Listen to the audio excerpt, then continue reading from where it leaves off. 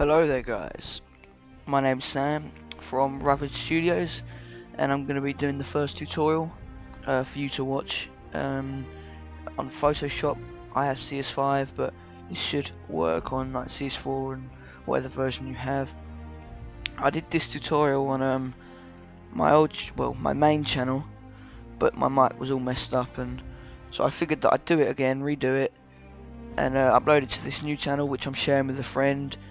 And we're going to be doing tutorials and making intros and stuff like that, and I'm sure you already know that, so if you're watching this, please subscribe. It would be greatly appreciated, it would help us out. So let's go ahead. I'm going to show you what we're going to be making. So I'm going to try and recreate this, which I made the other day because I was bored and I was just messing about, and it's a really nice effect, simple to make. So let's get started. So just open up Photoshop, whichever version you have, and then go to File, New, and I'm just gonna set the dimensions to my desktop pixel size, or whatever desktop dimensions, which is 1366 by 768. Obviously it's not the best because I'm only on a laptop. So let's just go ahead and click OK. There we go. First thing you want to do is just come over to your background and hold Alt and then double click it. So this will unlock your layer. So it's edit. Go on to this layer and hold Control I, and this will invert your background and make it easy to see what you're doing. So now you want to come up to Filter, Render, and then Lens Flare, and you can choose between either of these two.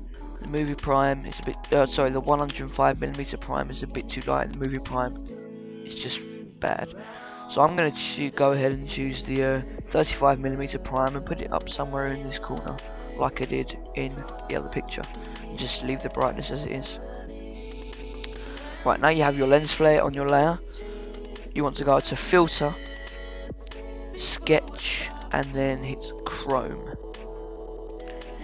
and this will make the lens flare look like a sort of chromey effect, and you can sort of play around with these settings. But I usually have it on detail on 8 and the smoothness on 3, and that gives me a good effect. You can use those two, so just go ahead and click OK, and then come over to your blending options over here and just set that to lighten. Now what you want to do is just duplicate this layer about 5 to 10 times, so hold Alt and click the right arrow key and this will duplicate it. So I'm just going to do it 8 times, and as you can see, it's duplicated the whole layer and it's given it a different kind of effect. So coming from the top layer, you want to come up to Filter, Distort, and then choose any one of these except from the twirl. So I'm gonna go ahead and just click on Ripple and just click OK, and then come on to the second one, Filter. I'm gonna go ahead and do a zigzag, so this will eventually all fall into place. I'll just quickly do this. Oops.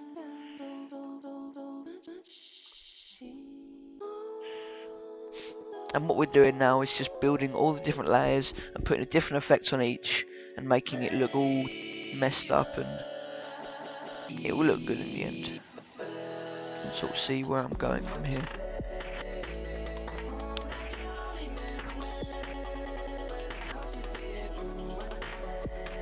Oh, don't click on displace, because that's not going to work. Got ocean looking.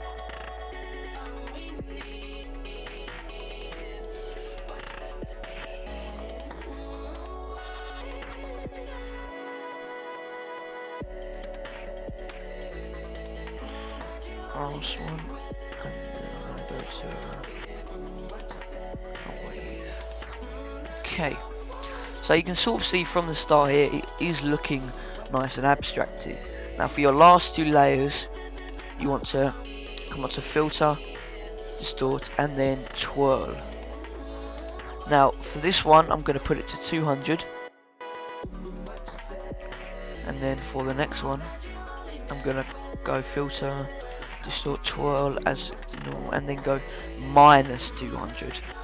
And this is creating the effect where sort of it's reflecting itself almost, and you can sort of see all the twirls in here. So that looks very nice. Now over on your first layer, select your first layer, and then hold shift and click on the top layer and click Control E, and this will merge all of your layers, so now it's all one big layer. Now click on hold Control and then click U while having your layer selected, and then click on colorize, you want that to be, and then just mess around with the colours that you want. So I'm gonna have like a light blue, and move the saturation up a bit, and then brighten it up a bit. There we go.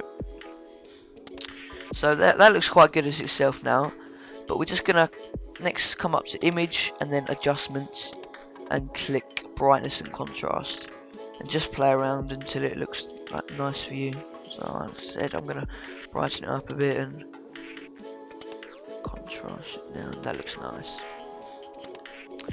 So now you want to create a new layer. Head over to image and then click apply image, and just click OK. And come back up to your filter tool, come to blur and then Gaussian blur, and set this to 3 pixels. So now you can sort of see that it's blurred a little bit, but it's too blurred for me. You can leave it at this if you want, but I'm gonna go over to edit, fade Gaussian blur, and then leave that and set the mode to soft light, and then it filters it out but leaves a nice little blur for you. So there we have it. That is your abstract effect, and you can use that in backgrounds, desktop backgrounds, anything you want really. So I hope you enjoyed this tutorial. There's more to come, so don't forget to subscribe to this new channel that me and my friend are starting up, and I suppose I'll see you later, guys.